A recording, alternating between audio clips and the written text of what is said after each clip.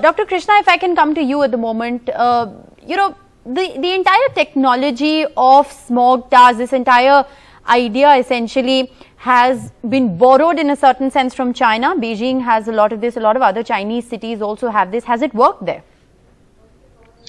Thank you for having me, Rishika. I think the evidence that we can see globally is that smog towers really have marginal, if at all, any effect. I think the equivalent that we could use as an analogy is essentially if you were to take a vacuum cleaner to a desert and try to clean up the place, right?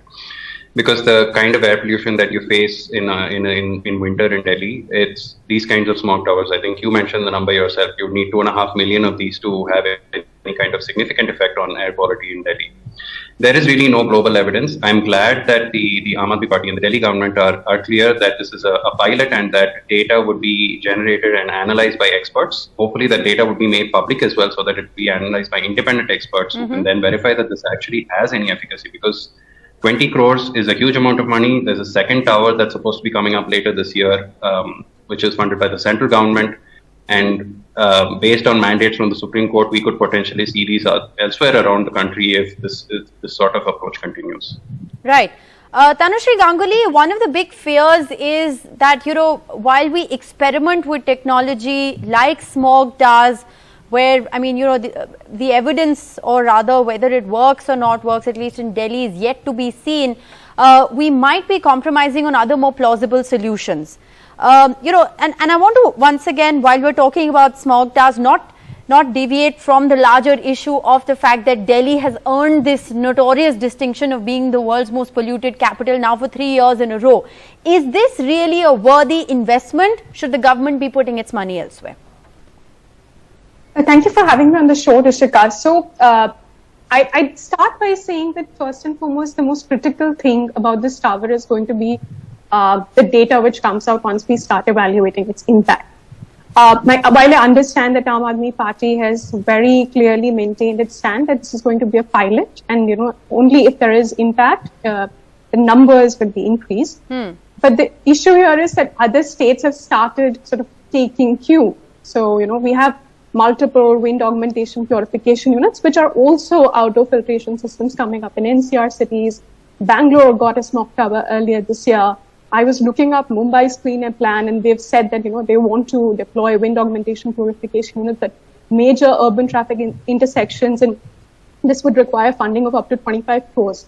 So even if this is being pitched as a pilot, other cities are taking cue, and potentially these experiments will be conducted across the country. And without legitimate evidence of impact, making such huge investments on one particular solution which has not been tested out is really not advisable.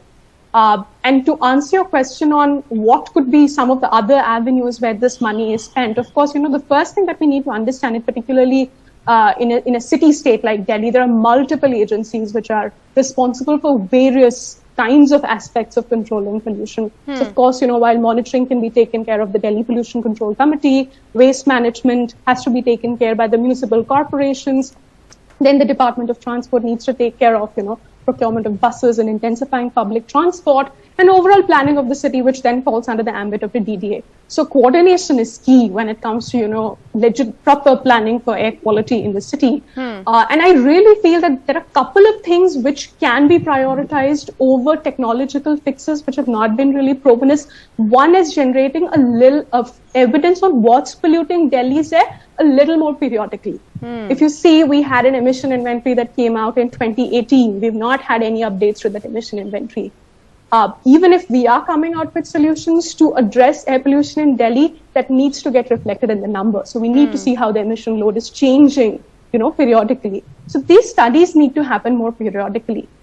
Secondly, I know that, Delhi government has tried out these real-time source apportionment / chemical characterization studies.